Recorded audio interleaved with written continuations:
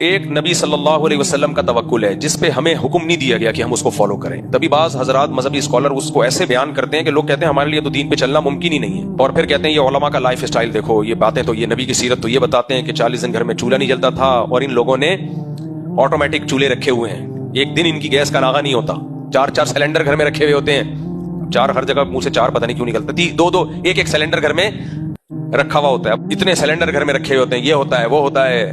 نبی صلی اللہ علیہ وسلم کے کپڑوں پہ پیوند لگا ہوتا تھا, ان کے آج تک کبھی پھٹے ہوئے کپڑے ہم نے نہیں دیکھے. تو بھائی وہ لیول کا جو توکل تھا وہ میں اور آپ افورڈ نہیں کر سکتے, وہ نہ ہمیں حکم دیا گیا ہے, ہمیں حکم بھی نہیں دیا گیا. ایک تو یہ توکل ہے. دوسرا کیا ہے کہ توکل سرے سے ہے ہی نہیں.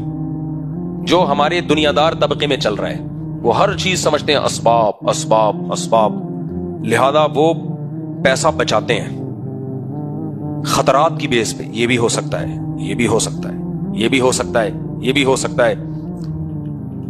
ہر باڈی کے پارٹ کی انشورنس کرائی ہوئی ہے کہ ایسا نہ ہو میری آنکھ خراب ہو جائے, وہ بھی انشورڈ ہے. ناک بھی انشورڈ ہے, کان بھی, ہر پارٹ.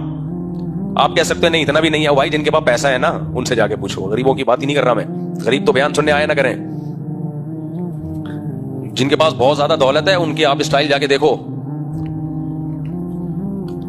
مائیکل جیکسن کی بات کر رہا ہوں میں, سمجھ رہے ہو, ان جیسے.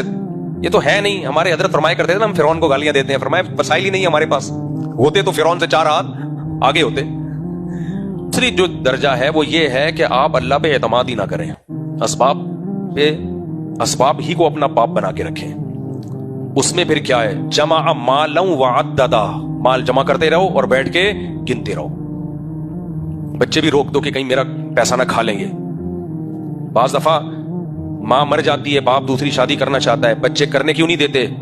ہماری وراثت میں سے 8واں حصہ نہ چلا جائے وہاں پہ. کم بختوں کو دیکھو, پلاننگ دیکھو کہاں کی سوچ رہا ہے پاگل کا بچہ. 12.5% نہ چلا جائے. میں ایسے لوگوں کو جانتا ہوں. ایک تو ایسا بندہ ہے, اس نے ابا کا, اس کی ماں کا انتقال ہوا تو کہہ رہے میرے ابا تنہا ہو گئے نا. اب جو تنہائی بیوی دور کر سکتی ہے وہ اولاد تھوڑی کر سکتی ہے.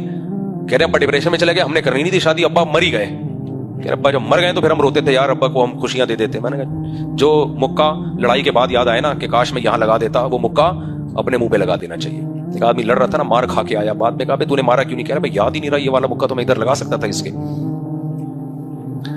تو وہ مکہ اپنے مارنا چاہیے. کی میرے قتل کے بعد اس نے جفا سے توبہ, آگے کا نہیں آتا شعر.